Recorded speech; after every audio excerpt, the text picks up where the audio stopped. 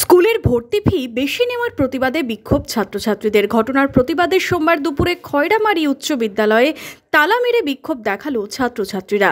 ঘটনাস্থলে পুলিশ পৌঁছলে পুলিশের গাড়ি ভাঙচুর করে উত্তেজিত ছাত্রছাত্রীরা বলে অভিযোগ।